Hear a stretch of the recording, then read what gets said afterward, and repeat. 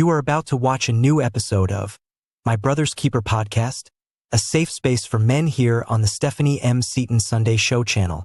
Healing, empowerment, transformation. Thank you for tuning in.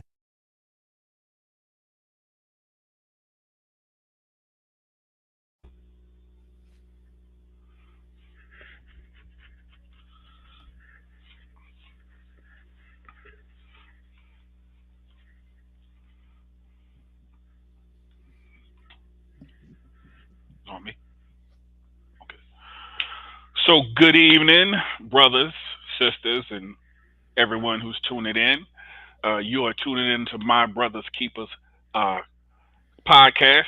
I am your host, Hilton Young, also known as GF Soldier. I got my partner in crime with me, Brother Joseph B. Roberts, who I endearingly refer to as Brother Joe.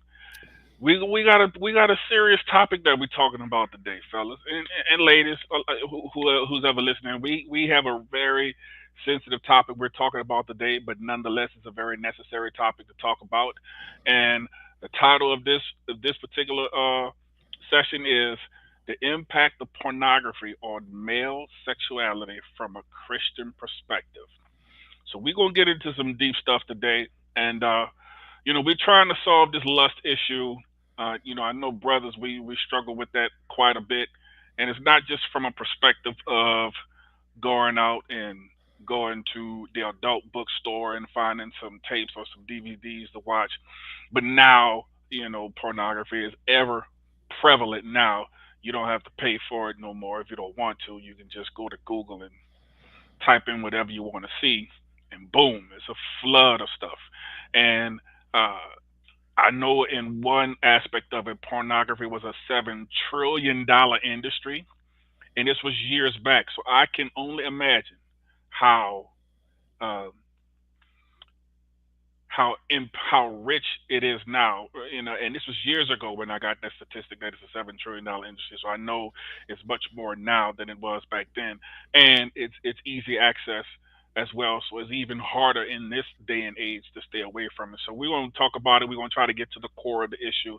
We're going to try to get to the root of it, and we're going to try to cast down as many strongholds as we can, and really try to pluck up some roots here while we're here. And so let's get into this, brother Joe. Shoot, man, it's crazy. Like to deal with this issue, for me, I got a book out. It's called Trifling to Transformed: How the Gift Exposed and Saved My Life. So I got two kids by two different women. So I've been out there doing my thing as well. I've watched porn before. I don't watch it now, um, but I have watched porn before, and I can tell you. The scripture is clear when it says all that is in the world, the lust of the flesh, the lust of the eyes, and the pride of life. And so when we go out into that world, and in the way some of our sisters are dressing today, I mean, you know, and Yeah.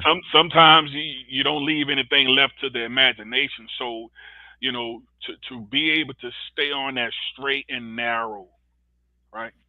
To be able to stay on that straight and narrow, and try to keep your eyes on the prize, so to speak, in terms of trying to stay on that walk, try to stay Christ-like. It's I can't say that it's impossible, but it is extremely difficult, being that we walk in this flesh every single day, and the desires don't go away. Um, the attraction doesn't go away. So today, I guess we can start from the perspective of um, shoot. Yeah, really, Why like, yeah, why is it such a struggle, man? Why is it yeah, such a struggle, and why do we brothers really have a hard time shaking this thing? And like I said, it ain't just going to the adult bookstore. It's right there in your face now. All you got to do is get on the mm, internet and type in something, and a whole bunch of stuff will come up. A plethora of images will come up. Plethora of videos will come up. You know, all you got to do is say click on it, and make sure you're 18 or mhm, older. Click on it, and bam, there's a flood of stuff coming out there that you don't even have to yeah, pay for now. You know what I'm saying? So, where do yeah. you think the struggle come from? Well, I again, well, first off, let me just say, this particular topic is so powerful of a topic for us to be discussing, and to your point, this is why we've taken the time out this evening to put some context into why does this even matter? Why is this such a big deal? For men in general. And let us start off first off, just kind of going into the title itself for this evening. When we say that we're going to talk about the impact of pornography on male sexuality from a Christian perspective, we're not here to tell you that this is something, and that this is something that only non-believers deal with. This is something that even Christian men, and I would even argue to say that just as much, if not more, Christian men deal with, because of the fact that um, being a man of God, trying to walk a walk that is pleasing to God, comes with attacks. When we start talking about the subject matter of spiritual warfare, this is one of those areas that can literally destroy a Christian man in terms of his integrity, in terms of his reputation, in terms of his overall ability to proclaim one thing but then behave in another way. And it's one of those things that can easily slip in on you, that it can easily come upon you, whether you're a non-believer or a believer. And particularly for the believer, it is definitely a challenge. So, why is it so hard to deal with? I think you hit it on the nail. Just right out the gate, the accessibility right out the gate. You think about if you grew up back in the day, like I'm a '70s kid. If you're a '70s, '80s kid growing up back in the day, there was a time when if you wanted to have access to this type of stuff, it was usually your first access might have been, if you were fortunate enough to have access to the early things of cable TV. I remember back in the day when certain cable channel programming that was available, companies that services were provided in that regard. You had to pay for an adult channel. Now, if you didn't live in a household where your parents participated in that, I can literally remember as a kid how back in the day what it used to do is if you turned to the adult channel, it would the signal would scramble, Yeah, and, it was. and you'd be trying to catch a little glimpse of something or Yeah, whatever, the Playboy channel. Yeah, to try to catch it. yeah, Or you had to have that if it wasn't if you didn't have a dad in your home, there might have been a male figure, an uncle, an older brother or something who had some magazine, that gave you your first glimpse. And I think back in the day, it was more of a curiosity. I think initially, being a young boy, just to see, naked images of women. You didn't really know enough to know enough, but you were just kind of caught up in just seeing something that you weren't able to see on a day-to-day basis because you were young. You hadn't gotten to that level. So I think it started out, I think, primarily as being more of an entertainment source, right? right. Um, as the years went on, um, what started out as just a form of entertainment for men to just indulge in viewing other women, and doing so as a means of trying to quote unquote justify, not in their minds, not cheating, because they feel like if I don't physically engage in the activity, I'm not sleeping with that woman, I'm not at risk of catching anything and bringing it home, or I'm not in jeopardy of impregnating anyone because it's just a picture, it's just something on the screen. um, I think that was also a means as to men, just and even Christian men, justifying, trying to kind of skirt around what the word said about lustfulness, as Matthew 5:28 talks about the lust of the eye, trying to basically justify the behavior just to satisfy your own personal conscience. But now, and this is where it gets scary, not only has it elevated in terms of the overall access to, like you said, literally there's almost not a safe place that you can go social media wise or even on television for you to avoid it. But now I see pornography as something that has elevated into what is commonly referred to as a maladaptive coping mechanism. So Whereas before, a man would sit in front of a screen and watch maybe some type of porn flick or some type of explicitly, adult, type of thing. Um, he now is not doing it for sexual reasons. It's more so he's doing it because he's trying to find something that serves as a means of coping from some other type of pressure in life. So Yes. if it's pressure on the job, let me come home and indulge in this because it eases my mind. It brings me comfort. It brings a temporary, soothing of or relief, if you will. If I'm having financial issues, let me tap into this because it gets my mind off of things. And while it does work, just like any other thing like alcohol or drug of choice or whatever, what we don't always understand, if you go into a situation like that naively, you don't realize the long-term effects that the more and more you indulge in that, the more consequences that can arise from it. And so, that's what makes it so difficult, because it's like you start off jumping into it with, even if it's wrong to do, you have particular intentions behind why you're saying that you're doing it, but not really understanding the consequence, not only biblically the consequence to it, but just even from a worldly perspective, not understanding that, hey, just like anything, you start getting to drinking too much, you start smoking too much, you start doing whatever unhealthy, or with the technical term maladaptive practice, too much of, and it will eventually overtake you and could potentially take you out, you know, physically, emotionally, mentally, and even spiritually. And so that's the part that we oftentimes miss.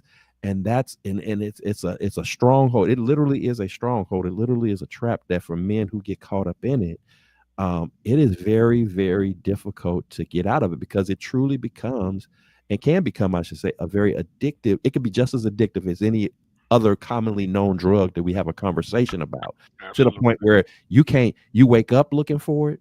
Yes. During your day, you looking for it. In Yes. the evening, you crave it like you crave food. Hmm. You crave it like you crave breath in your body. You get to that point, and then just when you try to shake it, you'll look up, and it'll keep coming. It'll keep coming. It'll keep coming in various forms, just popping up. Especially again in today's world with the algorithms and Hmm. things like that. All you got to do is click on it once, Yep. just out of curiosity. I'm just gonna take a peek. And you'll look up, and every other page you go into is popping in your face, popping in Yes. your face, constantly tempting you, constantly encouraging. Just look again. Yep. Just look one more time. Just one more time. And you'll look up, and you might be ready to go to bed at 10 p.m. And you look up, and it's 1 in the morning, because you have gotten caught up. Just like people get caught up on non-sexual things like TikTok and stuff like that. And before you video and clicking and clicking and clicking and clicking, and the hours is passing by, and it's affecting all aspects of your life. You're exhausted during the day because you've been why? Because you were up half the night looking at, and even with the pornography, it can get to the point where you get so engulfed in it that you don't even need a video anymore. You don't even need live action. All you need is an image, That's it. just a frozen image, Yes. and so you begin to stretch the boundaries, as to what it is that not only what it is that you're willing to look at, but just the minimal thing that you even have to catch in order for it to impact you. So it's all of those things kind of intertwined with one another. And I know I said a mouthful, but Hmm. it's just bottom line is it can become a very overwhelming thing, to the point where you find yourself, spiritually, mentally, and emotionally drowning, Hmm. and you're trying to get up out of that, but it's constantly pulling you back, and you're trying to get up out of it, and it's constantly pulling you back. And so when you're caught up in that, you may very well be feeling the shame, the guilt, knowing that it's wrong, but you can't get out. And then not only am I struggling to get out, but then who do I even talk to about it? Yes, indeed. Because contrary to popular belief, men don't traditionally sit around and talk about porn to one another. No. And, that we don't sit around. I wouldn't reach out to you and be, hey, did you catch you catch that porn flick last night? Have you ever seen such? We don't talk about that kind of stuff. And I know people might think that women might think that that's what we do. No, usually the man that's caught up in this, he is caught up in this by himself. He doesn't have participants with him, even though there are other men like him. Those men are not having that conversation. Hmm. So who does he talk to? Right. Even when he wants to get out, he knows it's wrong. Who does he talk to? And so it's such a weight, it's such a heaviness that comes with that, and it can just really be extremely overwhelming. So, you know, all that said, that's why it's so hard on men. The temptations are there, especially when you're trying to live right life the right way. When you're trying to do it decent and in order, the enemy is not pleased with that. He does not want you to live life decent and in order. And if he can use, if he knows that you like big butt and a smile, if he knows you like big up top, he knows you better than you know you in Yes. terms of what those preferences are. And he will dangle it. He can't make you do it, but he can dangle it in your face. He'll put it right in your face and just to see if you take a nip, see if you take a bite. And so now you got to be disciplined that to make that go away. And marriage doesn't, sometimes men confuse thinking, well, if I just get married, that'll take away the taste for, being attracted to other. That doesn't take. You still got eyes. You still Yep. see what you like, but it's Yep. about the discipline and the control. And that is a whole nother exercise you got to master Yep. because you don't. And then to what you said earlier, Hilton. In these days and times, it's coming so easy to where you don't even have to chase it. It'll come to you. It'll chase you. you know, and it's just laid out in front of you.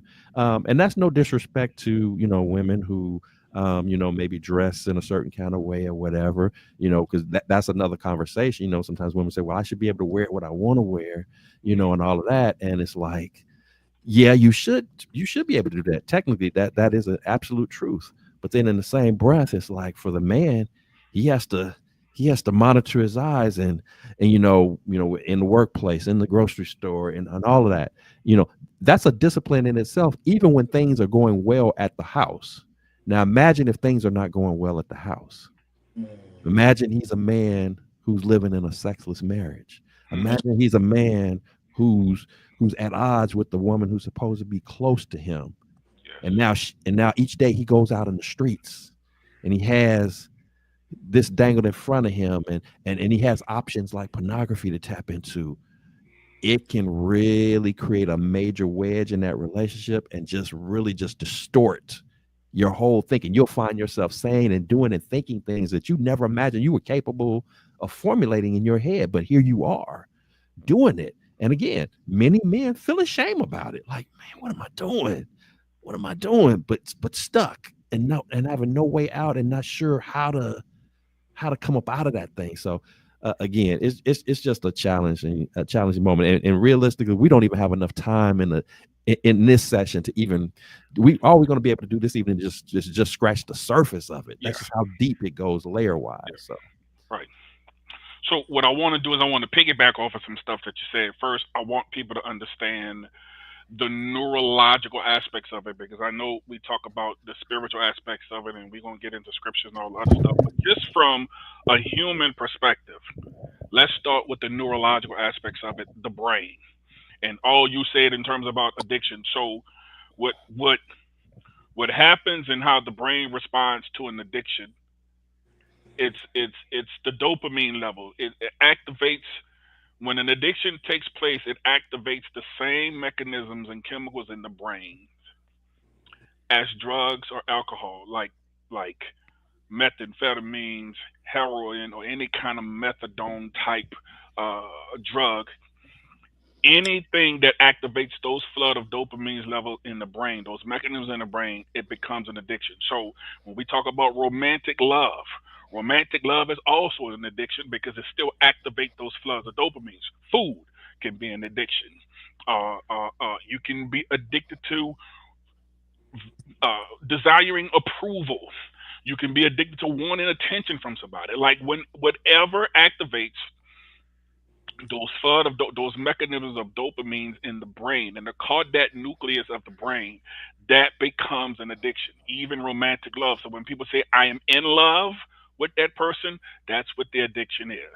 So with this, the pornography thing, yeah, it's just like a drug. Anything that you excessively spend time in, it automatically becomes addiction from a neurological perspective. So Then we have the limbic system that's responsible for regulating emotion and memory, because this is an emotional attachment as well, in terms of a woman, in terms of sexuality and looking at a woman in a completely naked body, and having all the curves and all the things we like in women. So all from that perspective as well, it becomes an addiction. So we have to understand that when we say it's an addiction, it is exactly like a drug. And there are places where you can go to deal with that addiction, because when you deal like there's NA groups out there, but NA groups deal with addictions, not just drugs and alcohol, but addiction. And of course, there's sexual addiction therapists out there as well. And so I just want to make sure we understand it from that perspective. From a scriptural perspective, we got David, the story of David and Bathsheba. David saw this woman taking a bath when he Mm, woke up from a nap. She ain't had no clothes on. We just gonna get real with this. He said, "Say, bro, who that is over there?" You know what I'm saying? And so this is, Bathsheba and all this stuff, and then I think her husband was Uriah. I think it was. So he saw this woman taking a bath. He said, "Go ahead and get her, cause I'm trying to get with her." And he did get with her. Now, did he get punished for that? Yeah. And he had other wives too. So that was a tradition back in the day. That was a practice that you had more than one wife. So he had other wives before he did what he did with Bathsheba, but he got in trouble for what he did with Bathsheba. So the first got her pregnant, the first person that was born, the first baby that was born, Nathan came to David and said, "Oh, you're going to suffer for this and you're going to lose that baby." But obviously, they slept together again and she birthed out Solomon. So here's Solomon. Solomon got 700 wives, 300 concubines, and this dude was going after other strange. He was chasing after other strange women in foreign lands, and he was worshiping their gods. Then Solomon, he writes the book of Proverbs, and then there's Proverbs chapter 7. Well, this Proverbs 7 woman said, "Look, my husband going out of town. He took the big bag with him. Come chill at my house," and I'm paraphrasing right now. "Come chill at my house, and we can have a good time." So she decked out our house with certain types of scents and aloes and frankincense and all it smelling all good. She dressed just provocatively. You know what I'm saying? And the way she lured him into the house, she grabbed the man in public in the twilight of the evening, grabbed him and gave him some sugar. You know what I'm saying? We could say it like that, but she really gave him some sugar. You know what I'm saying? So this is what so the scripture says in Proverbs 7, I think it's 21. She said, "With her much fair speech, her pretty speech, she caused him to yield, and with the flattery of her lips, she seduces him and forces him along. And he goes along as an ox being uh, forced to it, as an ox going to its slaughter. So they're gonna slaughter the, chop it up, kill it, and all the other stuff. So that's happening in the Bible, right? So that same process is happening today. So this ain't just happening in 2025. This been happening since the biblical days, since before we was even thought of. mm, So in terms of plucking up this root, in terms of going to the core of it, we have to understand that this is a human thing that's going on with us, and there's a lot of spirituality in it. And in order to understand the spiritual aspect of it, we got to understand some human aspects of it as well. Now, if and then we got the story Samson and Delilah. You know, eventually she got this dude. Delilah got this dude to tell his secret. Strength is in my hair and all other stuff. So we got a lot of examples in the Bible of this stuff happening. So I can say this: the core of a man's erotic intelligence is his eyes. This is the stuff I researched. mm, The core of a woman's erotic intelligence is her ears. Secondary is her eyes. mm. Secondary is our ears. So we like what we see, but also if she talking the right game, we like what we hear as well. And we got incredibly large egos, so when we getting our ego stroke and she's showing stuff that we like, it makes it 10 times harder. So And I don't think a lot of women understand how hard it is for us. And there has to be a safe space to talk about this too. That's why, I applaud Minister Stephanie for giving us this platform to do it, because we have to first try to understand it better and be more aware of what this really is and how strong this thing really is. So just naming all the scriptures. And I'll say this, because like I said, we not gonna lie and say, and I specifically talked about this at the conference last week, but I'm gonna be a little bit more discreet in my speech than I was, because we was locked up and we was doing our doggone thing and we was talking what we was really talking. But look, we like what we like, in terms of the curves that women carry and the clothes that they wear, and some of these women out here, no matter what they wear, we got eyes. We can see what we see. Now, of course, we admire the women that cover up, but the ones who got it, they could cover up and we could still see and look and dissect and study and examine. Like, yeah, she still got it though. When we look, we don't just look for admiration. If we are gonna tell it right, if we're gonna tell the truth, we look to examine what we see too. Yeah, I like how she wearing that. She you can tell she a woman of God, but she can't hide what she got right now. You know what I'm saying? So even when we go to church, we still struggling, because some women, even when they cover up, you got something to say? You getting ready to say something? I'm sorry. I was just going to chime in real quick to what Go you ahead. just said, because Go ahead. this is one of the repercussions of you getting if you indulging in pornography as a man, particularly as a Christian man, is because you will begin the deeper you get into the addiction, if you will, of pornography, to what Hilton just said, you will find yourself looking at women differently than you used to. Like as he just spoke of, we have a natural, just being men, because we're visual, we're naturally drawn. So there's already an intentionality that we have to act upon, Hmm. discipline wise, just to make sure that we're not doing anything decent, indecent or improper with our eyes. Hmm. But then when you throw pornography into the mix, Hmm. even like you said, even in the church, if you're not careful, and you've delved deep into pornography, you'll walk up in the church house, Yeah. you looking at sister such and such, and Hmm. looking at like you said, literally, not even because you're looking at them because they're uncovered. They could be fully properly covered, and Yeah. you will dissect it. It's almost like you were trying to tap into some x-ray vision, and you'll begin to formulate thoughts in your head about, I wonder what it would be like to be with sister such and such. I wonder what it would be like to be with such. Yeah.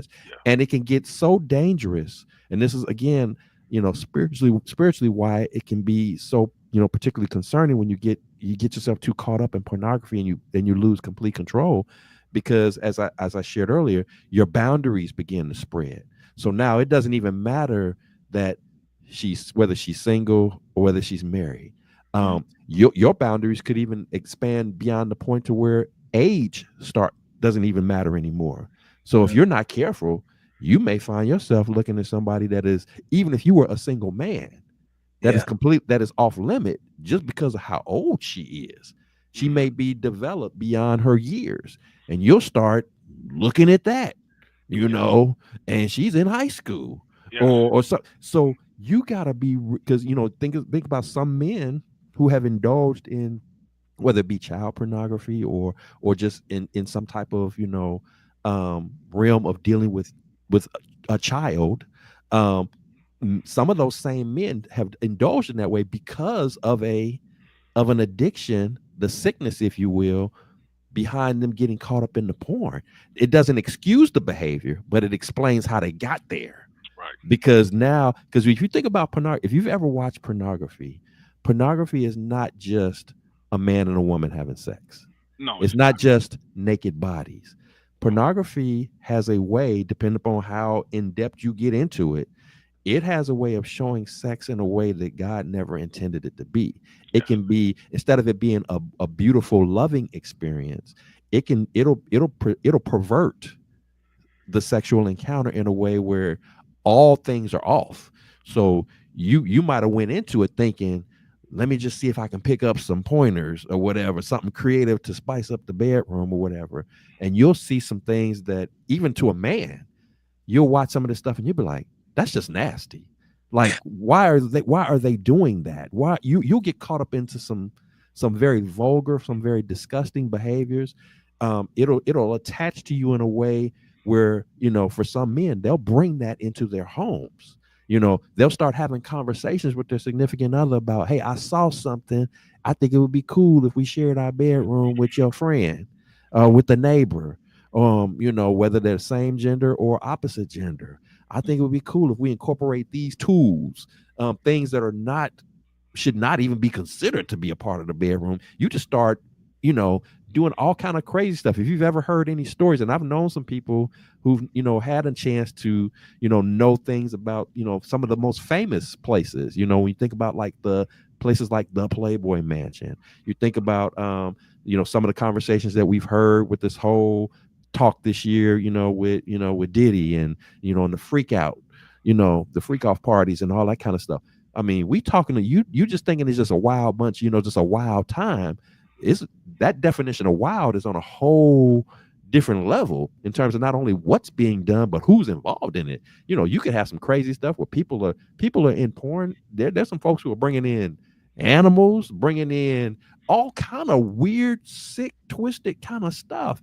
And if you look at it long enough, it may gross you out at first, but then after a while, you'll begin to, without even realizing it, you'll begin to normalize it, and you'll start to bring it into your own situation. So I'm saying all to say, kind of tap into what you said. You just got to be so careful about in this, and how many people, just even off the subject of pornography, how many people have suffered from an addiction that got it out of curiosity of trying it once.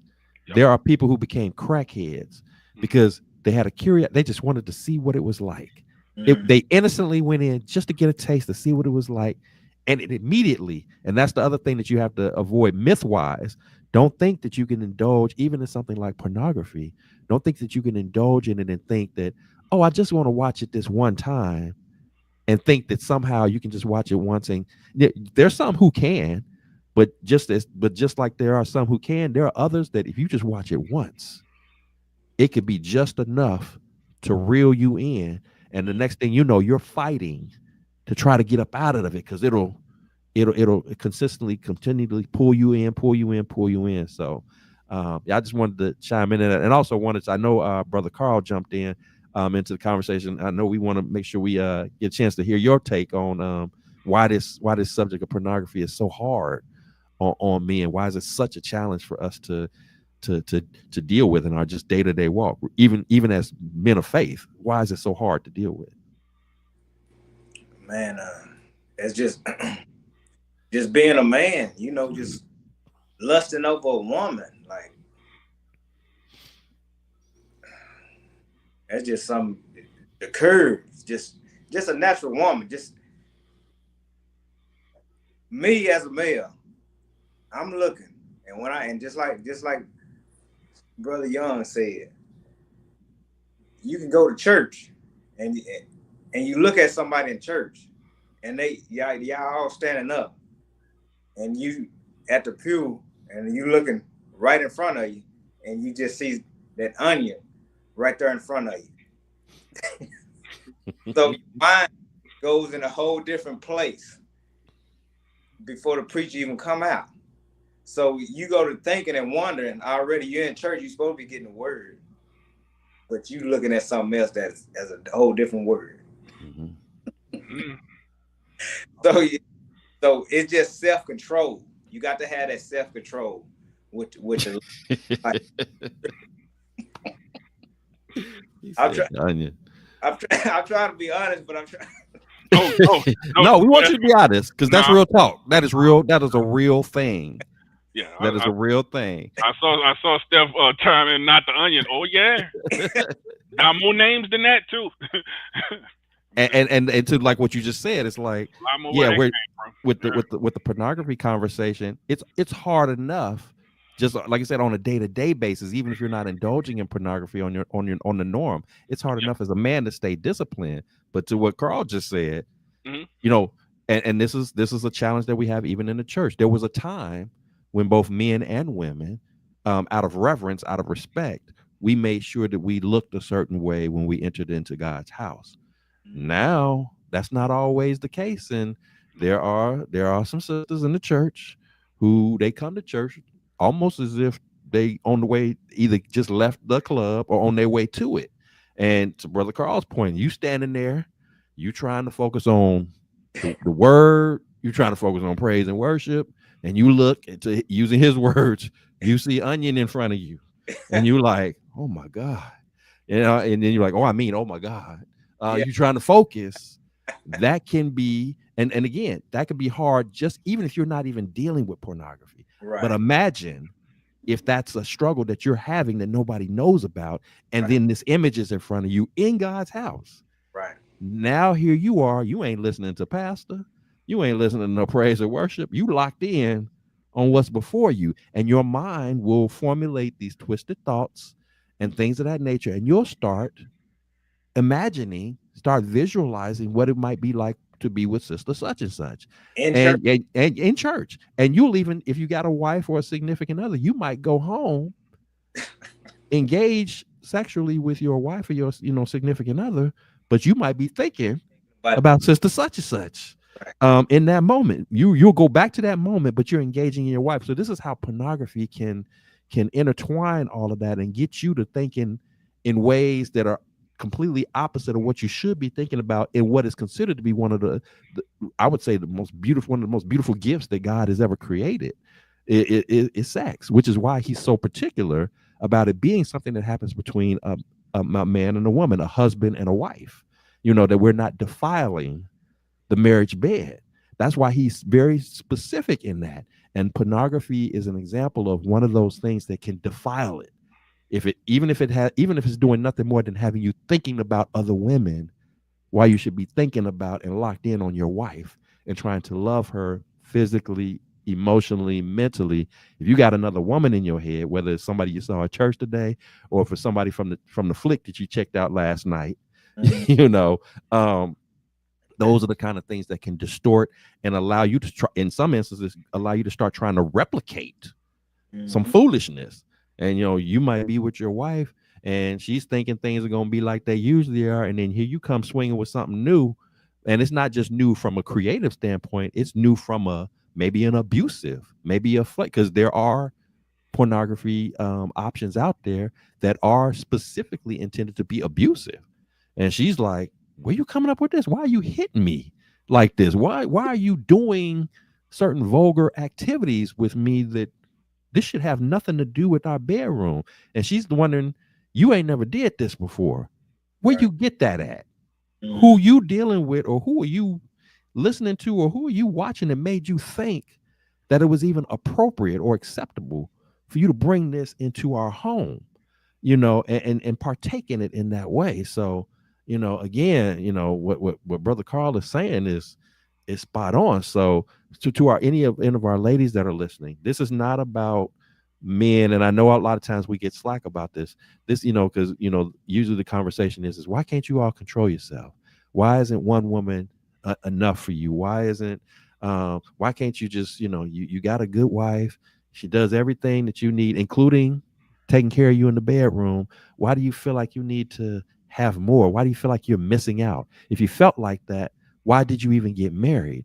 And it's one of those things where many men, not all men, but many men, they don't go into a marriage, they don't go into this lifelong commitment with any intentions on venturing off into this. It's just that this is a part of spiritual warfare, particularly, and it happens quite a bit with men of God. This is a spiritual warfare that a lot of men are dealing with.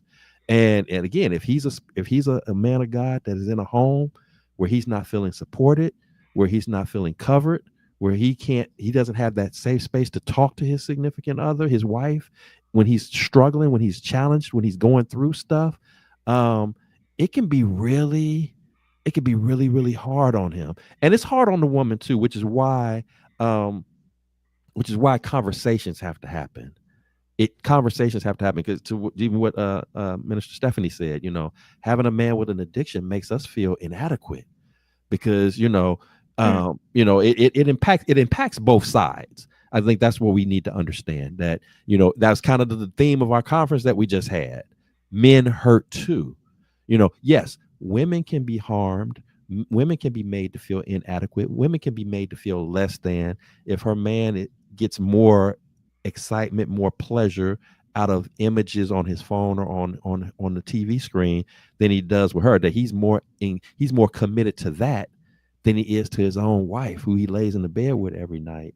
I absolutely see a woman feeling that way. And to what Stephanie's saying, the assumption is that an affair is happening, and actually an affair is happening. It's not happening in the physical sense per se, that the man is out with another woman, but he's having an affair with his phone, with the images on his phone. He's having an affair with the images on the TV screen. Yes, but the core root of the question then becomes, is why is he doing it? Is it just a lack of discipline, or is there something deeper that's going on that is not, that he, for whatever reason, has not felt comfortable in discussing, let's just say, with his wife? And why does he not feel comfortable?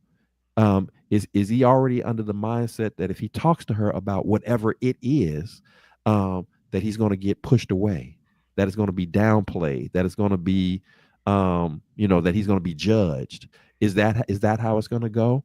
Or can he anticipate an open, honest, loving conversation where both sides hear each other out and actually talk it through? Again, this ties directly to the theme. We were all three of us were there at the Men Hurt Too conference. Sometimes, ladies, sometimes you don't understand what we're dealing with, and we want to talk to you about it, but we don't know how to talk to you about it. Just use the subject of sex as an example. As Hilton said, men are visual. If I'm a man and I'm married, I have a certain anticipation, and the Bible even supports that. I have a certain anticipation of there being sexual interaction between me and my wife, and that expectation is not one that, as a man, you want to feel like you got to beg for, that you gotta spend thousands and thousands of dollars on to get it. When it becomes a point where there's no time in the day that's ever the right time. I done tried in the morning, I done tried in the afternoon, I done tried in the evening, I done tried weekends, and you keep saying no, no, no, no, and then you send me out every day to go to my respective job and encounter temptations all around me, not necessarily temptations that I'm personally trying to pursue, but they're out there dangling in my face. You're expecting me to master discipline when at home I'm not getting what biblically, in a marital scenario in particular, biblically something that I'm entitled to, even when you don't feel up to it. Mm-hmm. God's word doesn't say if you tired or if you just don't feel like it, that makes it okay for you to push away your husband. But there are men who go through that, and then you wonder why they drift off into pornography, or why they just drift off into cheating in general. That, again, and let me make it a point, that doesn't, even in those situations, that doesn't make it okay for the man to do it. That does not even if he's going through all of that, that does not give him the green light to cheat, whether it's in the physical or in the realm of porn. But it does explain why he's even considering it. Why he's even going there. So that takes us back to, why are the conversations not happening, and making sure that those lines of communication stay open? Because if they are blocked, if they're shut down, if they're hindered in any way, where that man doesn't feel comfortable in coming to you because all he's going to do is get judgment or get attacked back for even bringing it up, then you either force him to starve sexually, emotionally, or you lead him, you push him to, what did the old song back in the day, making it easy for the cleanup woman. You push him in that direction, not justifying he do it, but you not helping. You put him in that direction. And so that's why the communication piece is so critical, between that man, between that woman, and particularly as believers, as Christian men, a lot of times again they struggle because they know that they don't want to step out. Right. Then it's like, well, what do I do? I'm hungry. You know, I gotta eat. Where do I get fed if the source that should be feeding me refuses to do so? And if the source that should be feeding me is refusing to do so, has there been any dialogue that says, what am I doing wrong that makes you even feel that it's okay to starve me? Why do you think that that's okay? Because if the tables were turned, men are less likely. And I think this is a fair assessment. And brothers, you can tell me if I'm wrong on this. If our wives desired us and we say, no, baby, I got a headache. No, baby, I don't feel like it. You can do that once, maybe twice. And I guarantee you, she's automatically assuming that you're messing around. Why you don't want me? Who is she? We don't tend to automatically, some of us do, but men generally, we don't tend to make that assumption right out the gate. No. That is somebody else. No. We may know you better. We may know you character-wise and know that she ain't that kind of woman. Even if she's turning me away, she's not that type of woman. Right. But that still doesn't take away the fact that I'm hungry and you are where I come to get fed. And if you don't feed me, then where do I go to eat? It doesn't make my hunger go away. Yeah, but see, she should have known who she got involved with from the start. So that's really a conversation for real. Like if I'm asking for some or something like that, and you keep turning me down, 5-6 days a week, and you already knew when we first started dating or courting or whatever, we was getting it in every day, twice a day, and then you gonna put me on pause. You starting to put me on pause. Now I'm starting to wonder. My mind's starting to wonder now. Well, let me speak to that real quick. And I'm sorry, I don't mean to dominate the conversation because we do want to make sure that we're going back to the biblical context of it all. Mm-hmm. Biblically speaking, we're not supposed to be engaging in premarital sex. Again, it's supposed to be something that is exclusive to the marital bed. Now, we all know, and being honest, I'm not going to lie and say that I never had sex prior to being married. I did. But there's a reason why God says what he says, is because there's rules to this. We're supposed to be able to enter into that marital relationship, everybody with a clean slate. This whole notion that we need to test the waters and make sure everything is sexually compatible or whatever, that's not supposed to be our basis of coming together. This is supposed to be a gift of the marriage union itself. So if both parties, if both the husband and wife to be come into that marriage situation, only knowing each other and understanding what God's word says about it, if we're adhering to that, if we're in alignment with that, then we understand that we have a responsibility of the many responsibilities that come with marriage, that this is one of those responsibilities that we take time out to pleasure each other in a manner sexually, because this was a gift that God gave to marriage, that we use that not only for procreation, but for just natural enjoyment of one another. This is why the Bible talks to us about, speaks to men in Proverbs saying, for us to, enjoy the breast of who belongs to us. Enjoy, because it was just meant to just be us, to enjoy us, to experience us in the way that he intended for us to experience, and that we do it lovingly and willingly, even when we don't feel like it, even when it's not convenient. It's just like it's just as a man, as a husband, when I got to get up in the work to go to work in the morning. I get up very early to get ready for work. Most days I don't feel like it, but I do it because I'm a provider from my home. It doesn't matter that I don't feel like it. I do it because I love my wife, I love my daughter, and I want to make sure that they have. I want to make sure I do my part to make sure that those provisions are in place. Well, the same concept applies when we're talking about sex. That, if you're a married man, married woman, you should want to pleasure your husband. You should want to pleasure your wife. That should be a natural thing that you want to do. The competition between the husband and the wife should be who can outserve the other. Who can outserve the other? We talked about that today, about serving, that you can't make life be about you. And oftentimes, unfortunately, Oftentimes how pornography ends up manifesting itself in the context of a marriage, in the context of a relationship, is because one or both partners are making it about them instead of making it about one another. And so we got to make sure that we're doing that, making it about one another and what pleases them. How can I be a better husband? How can you be a better wife? How do we make that thing work together, even when it's hard? We can't just do it when it's easy. We just can't do it when it's convenient. We got to do it just because we love each other unconditionally, and we know that that's a need, and we know that we're supposed to be the only sources of providing that need. We know that there's other ways to get it, but it's supposed to be between me and you. But if the husband or the wife is making it difficult for that to happen, either because they're caught up, they've allowed an addiction to creep into the situation, or they've allowed the lines of communication to not be open, then that's when all the chaos is allowed to manifest itself. That's when things like pornography is allowed to just creep in and just tear things up. If there was already a wedge, it creates an even broader wedge. And the longer you go without discussing it, the longer you go without addressing it, the more buildup is made to happen, and the more difficult it becomes to break out of it, to the point where you become totally desensitized. So now you are a husband and wife functioning, living life like roommates. Yeah. Like this is a business agreement. It's no longer a loving relationship. We just here because it's business. You walk past each other. You could walk past each other completely butt naked and not be moved Yeah. because you've been totally desensitized and you've grown accustomed to saying, you know what?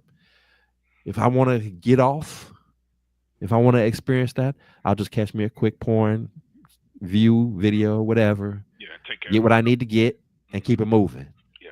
because this is what keeps me sane. And this is my way of justifying. That's that maladaptive coping. This is my way of saying it's better than me going out and doing something. Right. That's not right, but that's what ends up happening in that man's mind. That when he's struggling in that way, he'll just justify the behavior and Mm-hmm. just kind of accept it as it is, and that's not healthy. Right. That's not healthy either. So, No. No. Right. It's we how we categorize it is the lesser of two evils, kind of, hmm so to speak. So let me love on my sisters for a little bit. Let me love on my sisters for a little bit, because I know some of this sounds very harsh. It is. But what we're trying to do here is to trying to get you to see things from our worldview, see things from our perspective. Well, I want to make sure our sisters understand that we're not trying to shift the blame as to why Mm-mm. we do what we do. We want to make sure that we are accountable for what we do and accountable for our actions. But what we're also trying to do is just try to communicate that accountability has to be distributed evenly. So we take accountability for our actions, but also we're hoping that with what we're saying today, there can be some accountability for not servicing your spouse in the manner in which he needs, um, that can contribute to the ongoing issue of lust, or you know wanting that sexual desire to be satisfied in a manner. It can contribute to it. And so when we talk about marriage, people, sometimes we get married for the wrong reasons, and sometimes we don't communicate clearly and specifically what is needed from each other before the marriage takes place. A lot of the times you're going to find out who your spouse is after you say I do. A lot of the times we're putting on that show, we're putting on that performance, we're still trying to impress, we're still auditioning for the role of husband, and so we're still in an interviewing process and things of that magnitude. So a lot of the times the real us don't come out until we jump over that broom and say I do. So in fairness to some of the women, a lot of the times women are um, are hit with this situation after they say I do. Sometimes women don't know, and sometimes we as men don't know what we're getting into. And I tell my couples this all the time: you really don't know what you're getting yourself into. Why? As a Christian couple, the attack is already against the Christian couple. We know that because the attack was in the garden with Adam and Eve. So we know that's an automatic attack. So you don't know what you're getting into. You don't know everything it is to know about your significant other, but you will find out one way or the other. And so you have to prepare for things that you don't know yet about your spouse when you're coming into it. Do women know that this is going to be addiction? Not really, because we're scared to talk about it. And brother Carl said it. Sometimes we don't know how to talk about it. Brother Joe, you alluded to it. Sometimes we're scared to talk about it and we're fearful to talk about it. But at some point, if it's an addiction, it's going to come out. And we don't talk about it and we're fearful of talking about it because of the fear of the judgment. I think Brother Carl said it as well. The fear of the judgment and the vitriol that comes along with that.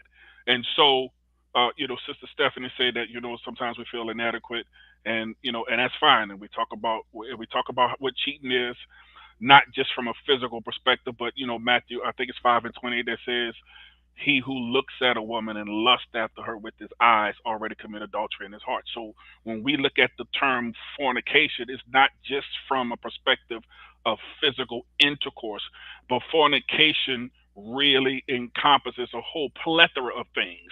And the Greek translation to the word fornication is the word porneia, or that's where we get the word pornography from.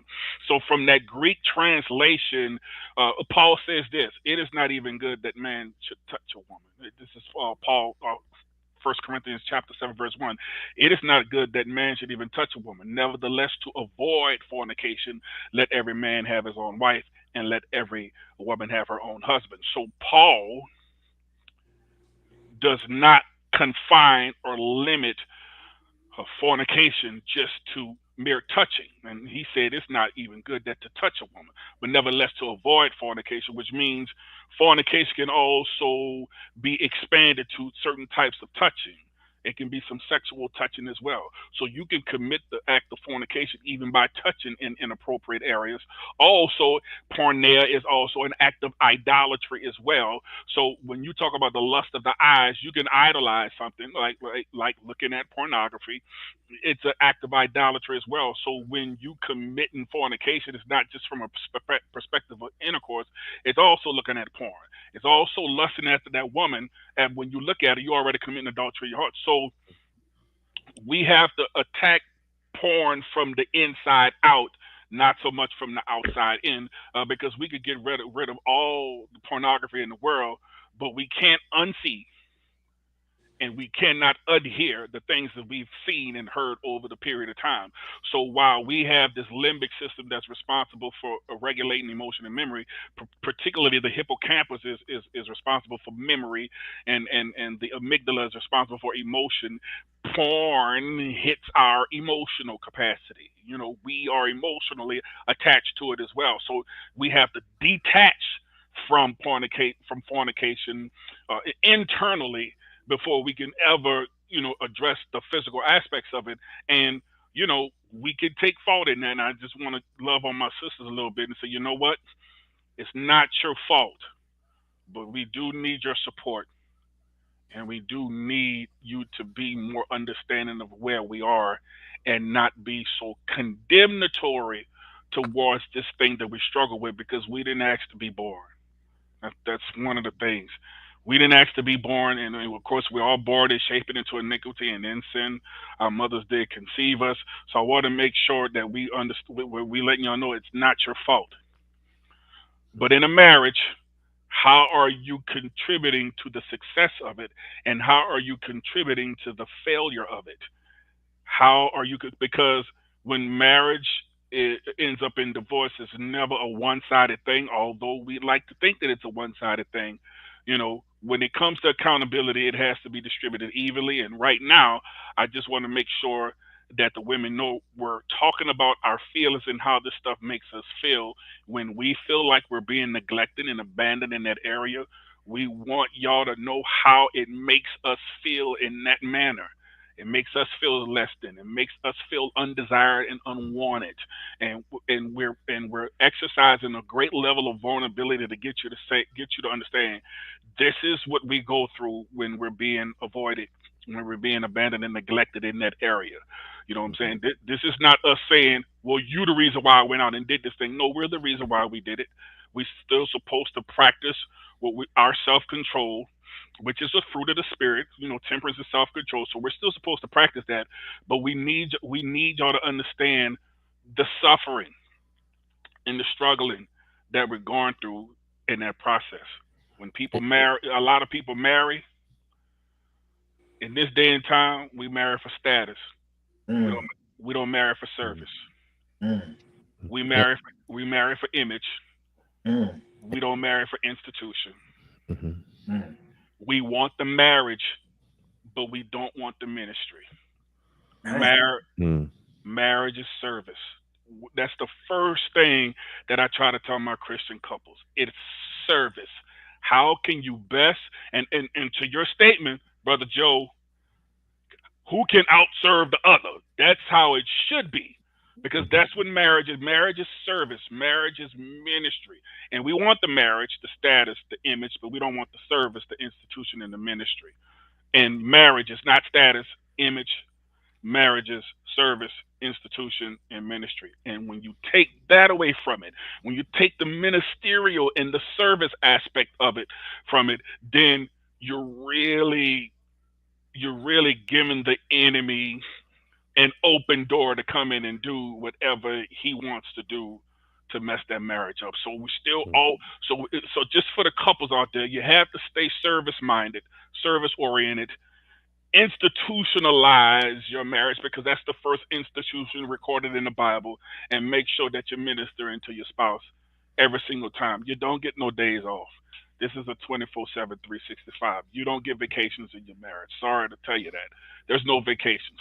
You know, it's an ongoing thing. It's an ongoing aspect of communication, and it has to get to the point where when couples come together, they can have this type of candid conversation in terms of what we struggle with as men and what women struggles with, what women struggle with in their own life as it relates to the flesh.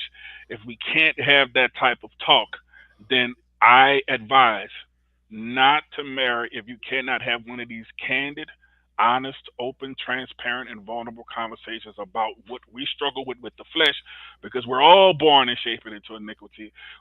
And in sin, we were all conceived in this. We all carrying that flesh around, and all of us have our strongholds.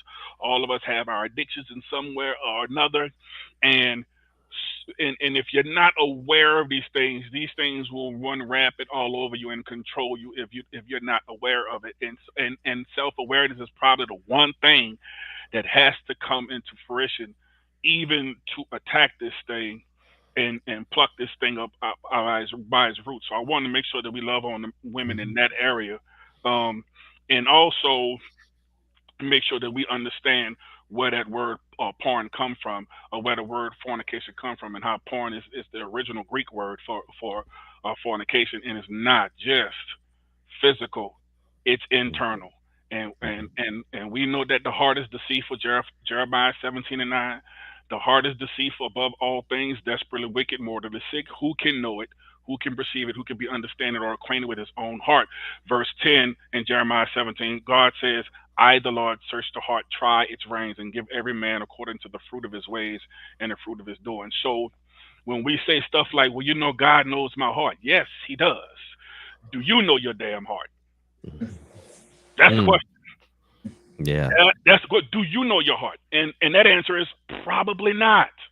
Probably not. That word heart translated in the original aspect of it means feelings. So your feelings are deceitful above all things. Like I said in the men's conference, like, the Ghetto Boys came out with a song years ago. Oh man, homie, my mind playing tricks on me. Like, well, no, that's a real thing.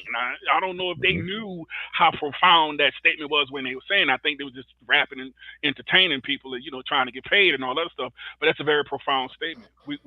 We got to understand that our heart is deceitful, it's desperately wicked. The scripture says that, and so we have to understand it from that perspective. It is as well, because a lot of the times our heart and our feelings, and our perceptions and our worldview is based on how things makes us feel, and the brain rewards that. Like we said, the brain will reward any type of behavior you're telling, whether it's true, false, fact, fiction, right, wrong, accurate, or not.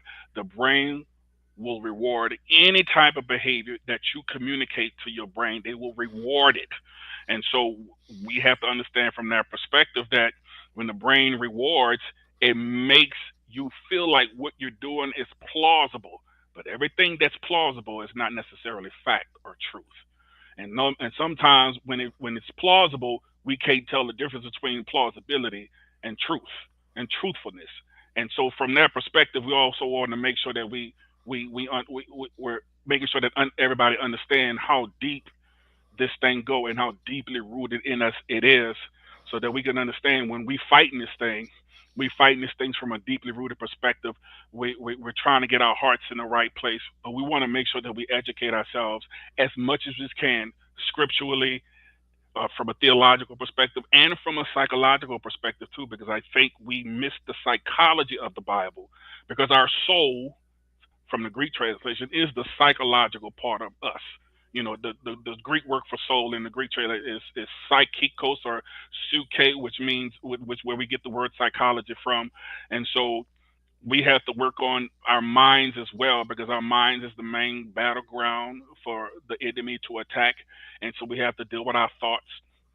Uh, we have to deal with what we let come out of our head, because lust, when it is conceived, it brings forth sin, and when the sin is full grown, it brings forth death. Solomon says that the thought of foolishness is sin. And so when you look at that perspective, we have to be careful of our thoughts and what we're thinking as well. So when we go back to the stuff that we see in church, even though the woman is covered up, sometimes it's the little things that can trigger us to go watch porn. And sometimes we're not even aware of the little things. Um, like I said, a woman can be covered up, and we all agree a woman can be covered up. But if she got the curves sticking just the way it's supposed to be sticking, it don't matter how big the dress is on. At some point, we gonna see the curves Mm-hmm. coming out of that dress, no matter how loose it's fitting her. You Mm-hmm. know, and so it can be those little small things that can trigger a big thing. I think James said it. James said it. I know he said.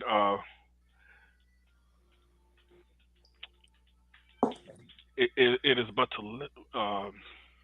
it's a little member, but it boasts great things. He said something about that. The tongue is a little member, but it boasts great things. So something that's so small can generate big things. When you plant that seed, it can reap a harvest. Go ahead, brother Joe.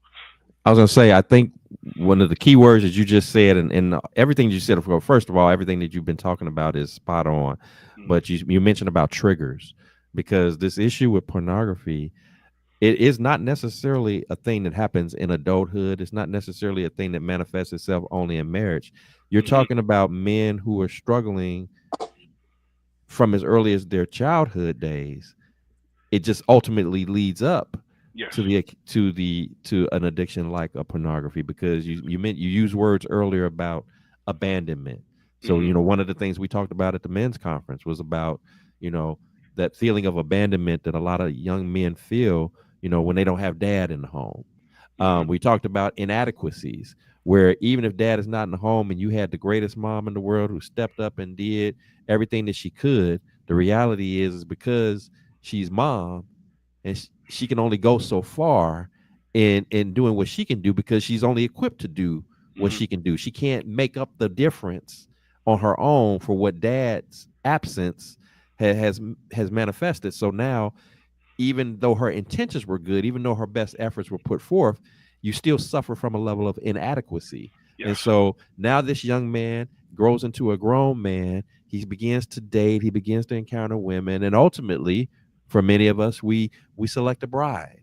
And so to our ladies, you understand that you got a brother that's coming in the door, even if he's a man of God, which prayerfully that he is when you decide to marry him, as well as you being a woman of God. But understand that he's coming in the door flawed. He's coming in the door feeling a level of inadequacy, feeling a level of abandonment, and he's banking on you as his wife to be to help him feel that void, if you will. Again, it doesn't justify going into the marriage, saying that, hey, ladies, just expect him to drift off and expect him to indulge in things like pornography or indulge in other women or whatever. We're not saying that. And as a man, we resent being placed in the category of all men cheat, because that's just not true. But all men do, in some fashion or form, suffer from a level of inadequacy, suffer from a level of abandonment, some of us more than others. And so we're just saying, as Brother Hilton mentioned, we just want you to be mindful of it and help us, because we are naturally, again, as men, we're naturally visual. And so if we're struggling, if we go through, if there's a trigger that kicks in that causes us to go a different direction, we need to be in a space within our marital relationship. We need to be in a space where that thing is locked and solid in such a way that when the triggers hit, even if it hits momentarily, we're more likely to be reeled back in and say, wait a minute, I'm getting what I need, not just getting what I need sexually, but I'm getting what I need emotionally. I'm getting what I need mentally. I'm all of the whole collective of it all. I'm getting what I need, and that the risk of me, of me following through off of this trigger is not worth it, considering what I have. But if I'm feeling if I had a void coming up, I got a void in my marriage, and then now the trigger kicks in. Again, doesn't justify the behavior, but it doesn't necessarily stop the fact that I might be lured into a situation, again, whether it be straight on physical, or whether it me again, as we spoke about with the pornography, if it just simply means me indulging in that to kind of cope, to kind of deal with whatever it is that I'm dealing with in that moment. Unhealthy practices that could be avoided, that could be dealt with, if our solid foundation is intact, maritally speaking. And that's why, to your point also, Hilton, that's why it's so important that when you decide to engage into a marriage, when you start having that conversation, that while it's cool to think about the wedding plans and the colors and the venue and all of that and the honeymoon destination, all of that's cool. Yeah. But you gotta have that. That's why premarital counseling is so important, Yes. because it's in that arena that you have those conversations. And if you do it the right way, and you got the right person leading that conversation, Yes. they will know to bring out the questions Yes. that make you have to say, are you sure you're ready for this? Yes. There's no way to be 100% prepared, but you definitely want to have the tough talk, the tough conversations before you say I do. My wife and I literally attended a class at the church that we were going to at the time, where we had a before I say I do class. Yes. So you had a chance to go through for several weeks, deal with all of those topics, from finances to sex to how do you handle parenting, to how do you deal with confrontations, what's okay and what's not okay. It forced us to have those conversations. So at least we went in with a game plan. Yes. We went in with some tools to work with, versus just jumping into it, doing the wedding, doing the honeymoon, and then expecting everything we'll figure it out as we go along. No, there is an element to that you're going to have to figure out as you go along, but you don't want to go in without your tools. No. You gotta have your toolkit going in the door. And so again, I'm appreciative, Hilton, of you taking the time out to, like I said, to love on the ladies, because ladies, even though this is a male podcast, and we're speaking from a male perspective, we don't want to in any way lead you to believe that we're saying it's okay for brothers to cheat. It's okay for brothers to be, even if what you're doing or not doing has triggered us to go that direction. It doesn't make it okay to go that direction. You could cuss me out. It doesn't make it okay for me to put my hands on you. Right. You could do this or not do the other thing, and it doesn't make it okay for me to call you out your name. Right. We still have to have that level of control, that level of discipline to maintain. But what we're saying is that when those conflicting things happen from your side of the table, it doesn't help the situation. And again, to our men, again, brothers, you might be going through what you're going through, but you got to be honest and hold yourself accountable and ask the questions. Have you done everything you can do to make sure that you're keeping the lines of communication open. Have you done everything that you could do to make sure that you're doing your part in that service dynamic that we talked about? Are you putting it out there to serve, or are you just expecting your wife to just cook, clean, and lay up for you every day and thinking that that's okay and you contribute nothing? It can't be one sided. It can't be about you, which is the total opposite of what it means to be in service to somebody else. We got to make sure that we're not making it about us, but we're making it about the other person that's involved. And the more you get actively engaged in doing that, the less likely that things like pornography and um, other elements that are intended to tear marriages up, the less likely those things will take place. And so I think I know we're running short on time, Mhm. Hilton.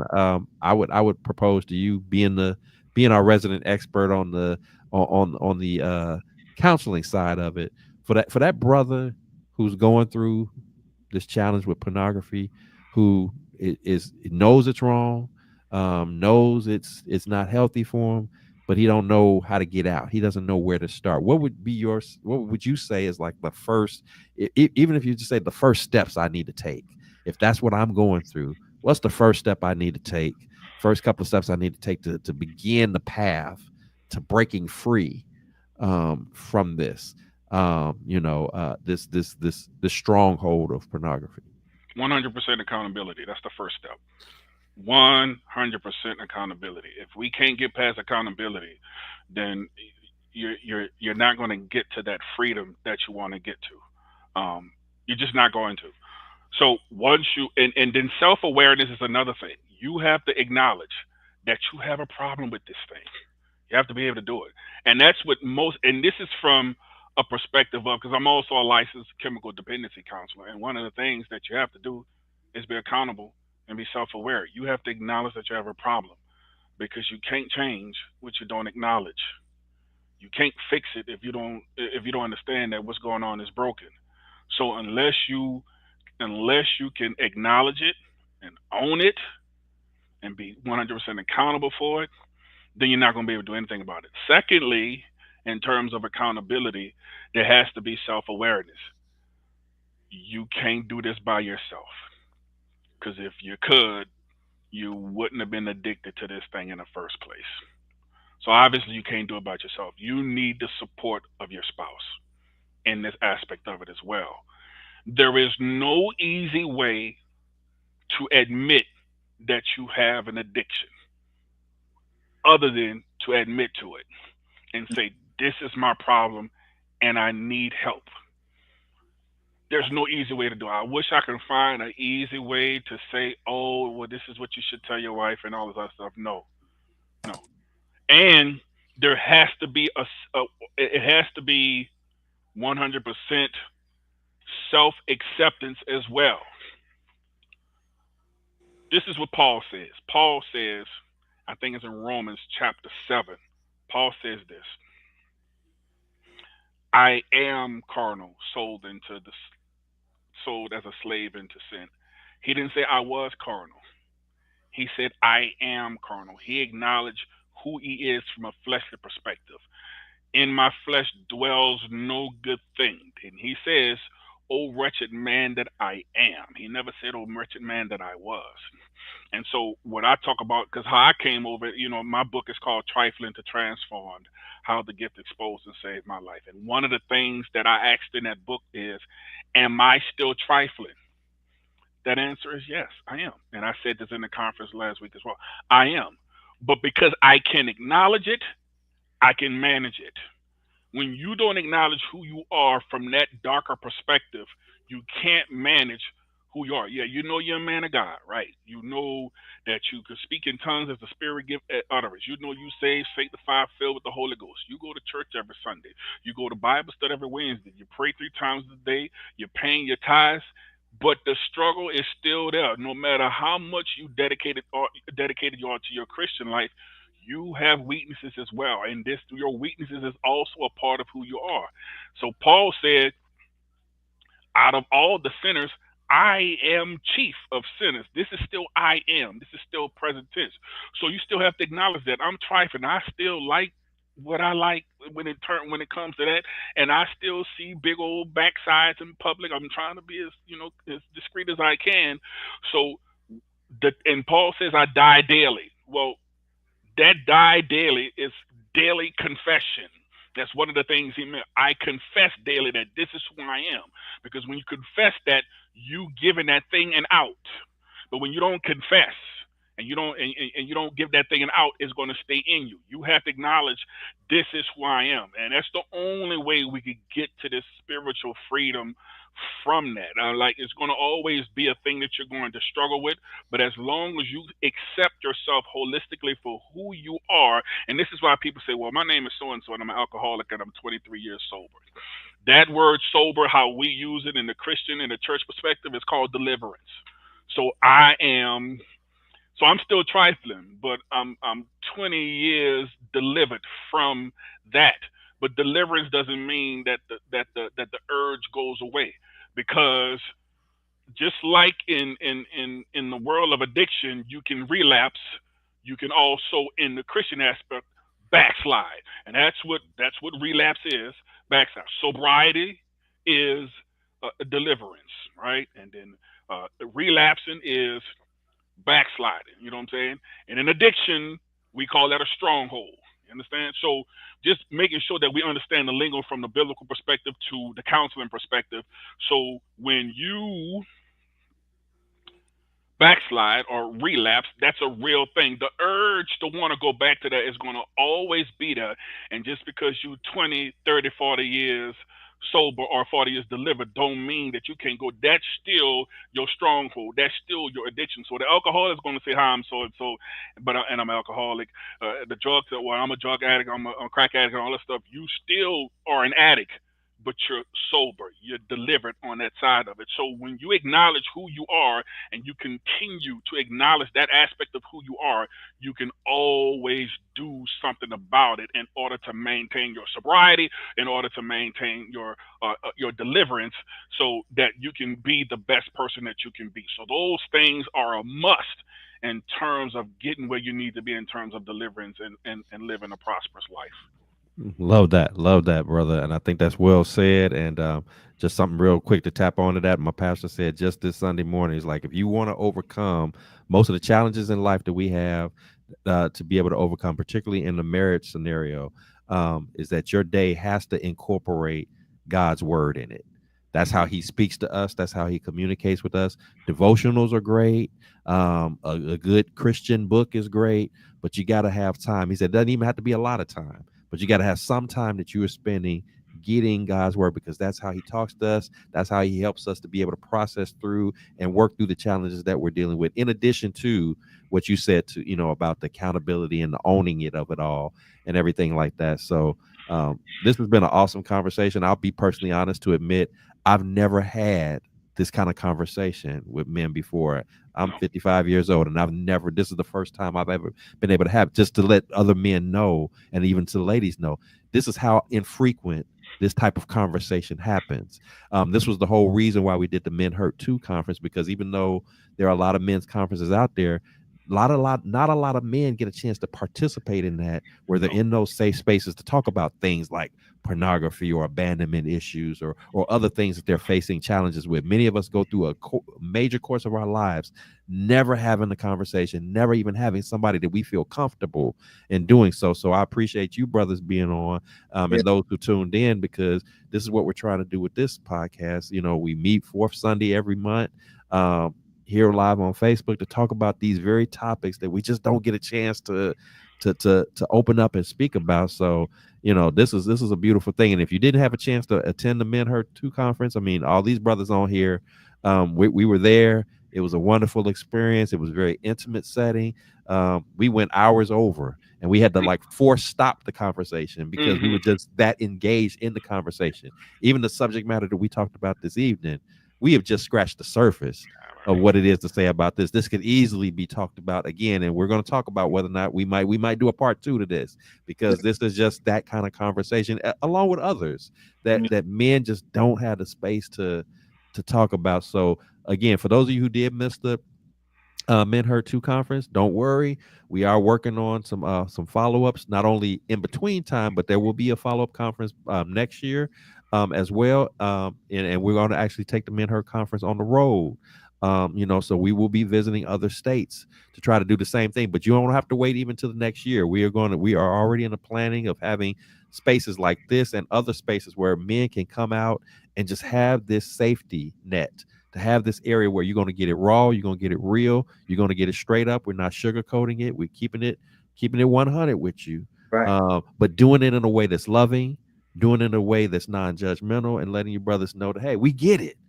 We all are dealing with, even if you are a man of God, you are not exempt from this. If anything, the attack is going to come on you even more, because you are a man of God, because you're trying to walk the walk the way you're trying to walk it.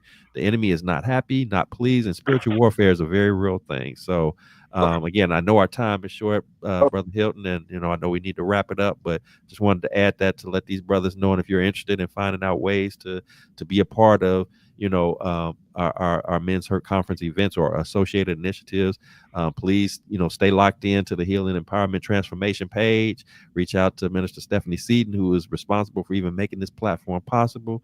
Tap into any of us. We're all on social media. Check in with us, even if it's just to chop it up or a prayer request or whatever. We're not too holy to have that conversation. We're not too, we like Hilton said, he said, I'm still trifling. Guess what? Me too. I'm sure Carl's, we still working through. Still working. We may not like what we always say in the church. I may not be where I want to be, but I'm not what I used to be. I've come a long way, but there's still work to do. Mr. Robert. Yes.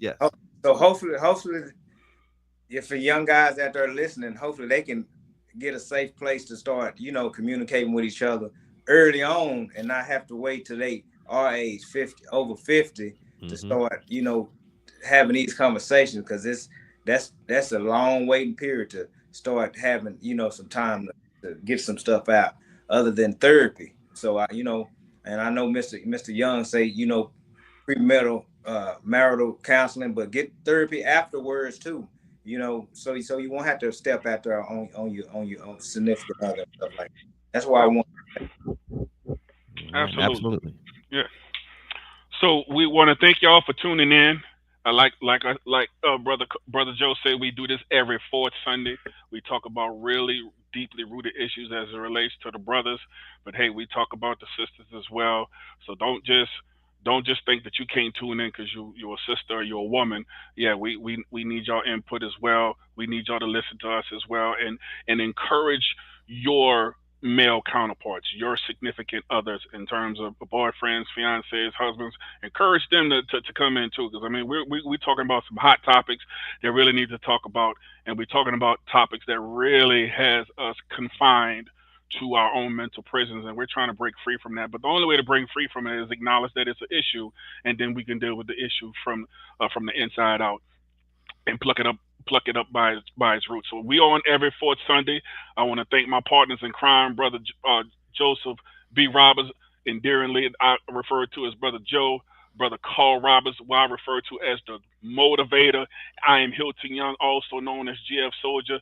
We so appreciate you. God bless you, and we'll see y'all next time. Peace.